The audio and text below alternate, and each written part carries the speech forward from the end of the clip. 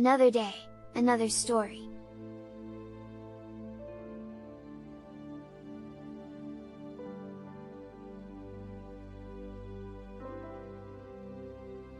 Old French fairy tales.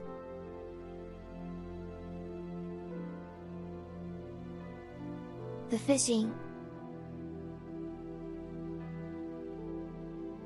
At last, after so many labors and perils, Henry saw the lattice of the garden in which the plant of life was growing, and his heart bounded for joy.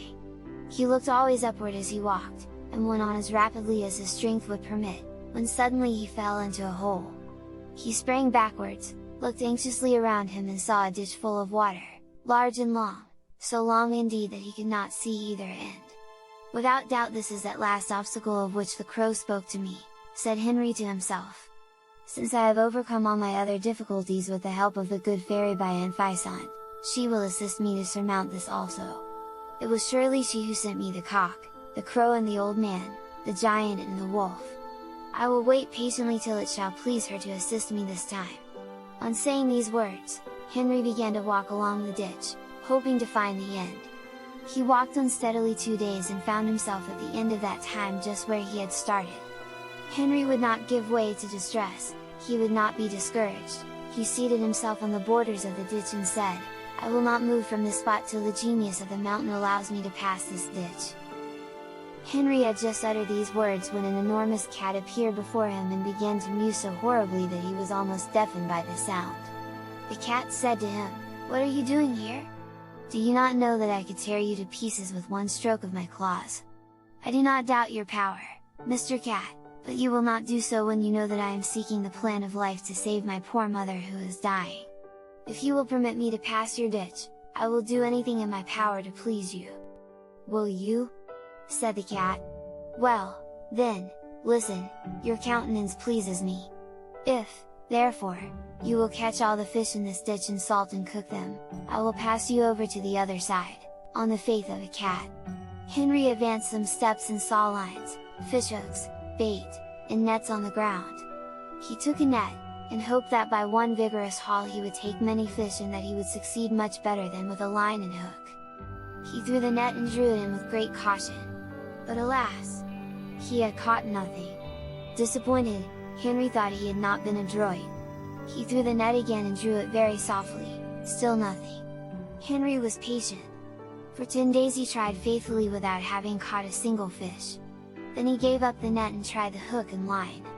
He waited an hour, 2 hours, not a single fish bit at the bait. He moved from place to place, till he had gone entirely around the ditch. He tried diligently 15 days and caught not a single fish. He knew not now what to do. He thought of the good fairy Bian Faisant, who had abandoned him at the end of his undertaking. He seated himself sadly and gazed intently at the ditch when suddenly the water began to boil and he saw the head of a frog appear. "Henry," said the frog, "why you saved my life I wish now to save yours in return. If you do not execute the orders of the cat of the mountain he will eat you for his breakfast. You cannot catch the fish because the water is so deep and they take refuge at the bottom. But allow me to act for you. Light your fire for cooking and prepare your vessels for salting. I will bring you the fish." Saying these words, the frog plunged back into the water. Henry saw that the waves were agitated and boiling up, as if a grand contest was going on at the bottom of the ditch. In a moment, however, the frog reappeared, sprang ashore and deposited a superb salmon which he had caught. Henry had scarcely time to seize the salmon when the frog leapt ashore with the carp. During 60 days the frog continued his labors. Henry cooked the large fish and threw the little ones into the casks to be salted. Finally, at the end of 2 months, the frog leapt towards Henry and said, "There is not now a single fish in the ditch. You can call the cat of the mountain." Henry thanked the frog heartily, who extended his wet foot towards him, in sign of friendship. Henry pressed it affectionately and gratefully and the frog disappeared. It took Henry 15 days to arrange properly all the large fish he had cooked and all the casks of small fish he had salted. He then called the cat, who appeared immediately. "Mr. Cat," said Henry, "here are all your fish cooked and salted. Will you now keep your promise and pass me over to the other side?"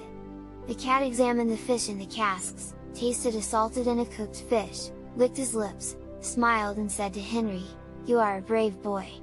I will recompense your fortitude and patience.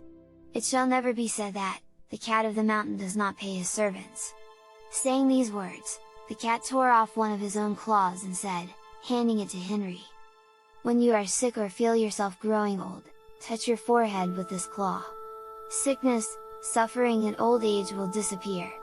This miraculous claw will have the same virtue for all that you love and all who love you." Henry thanked the cat most warmly, took the precious claw and wished to try its powers immediately, as he felt painfully weary. The claw had scarcely touched his brow when he felt as fresh and vigorous as if he had just left his bed. The cat looked on smiling, and said, "Now get on my tail."